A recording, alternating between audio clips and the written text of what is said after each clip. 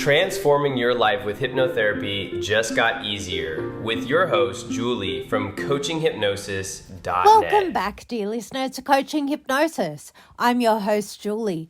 As we reach the final stretch of our journey, we have to address a critical topic, the what if. If these techniques are so effective at boosting performance, if they can lower cortisol, accelerate motor learning, and induce flow states, are we crossing a line? Does this count as doping the mind? Today, we look at the ethical landscape as framed by the AMA Journal of Ethics, specifically the 2005 decisions on cognitive enhancement.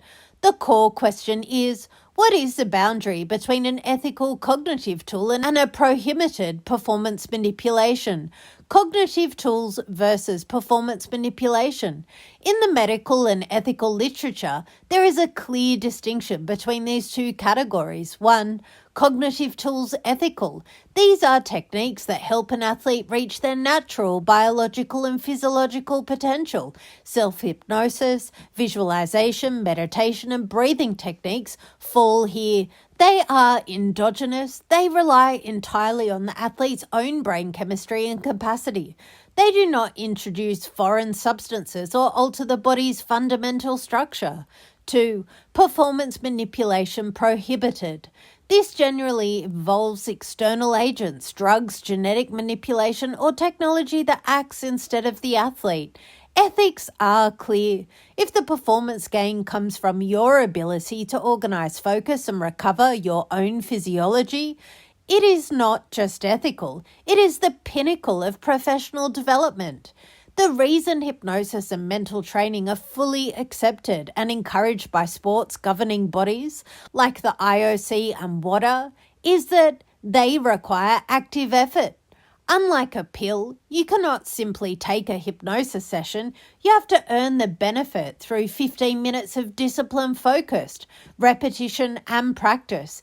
The integrity of your performance remains entirely yours because the work is happening in the mind. When you use your mental toolkit, you are essentially coaching your own nervous system. You aren't creating an unfair advantage.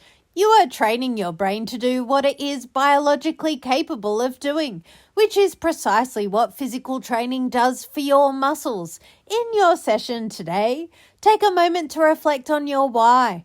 Why are you doing this? If your goal is to be the best version of yourself, to push your physical and mental limits, and to compete with integrity, you are firmly on the ethical side of the line. Before your induction, repeat the affirmation, I am training my mind to realize my natural potential. It's a powerful way to solidify the integrity of your practice.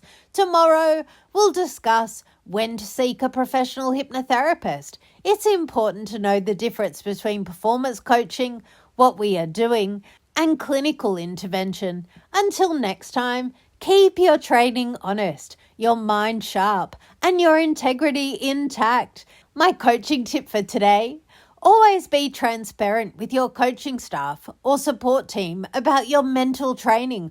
High-performance coaches value athletes who take their psychological preparation as seriously as their physical workouts.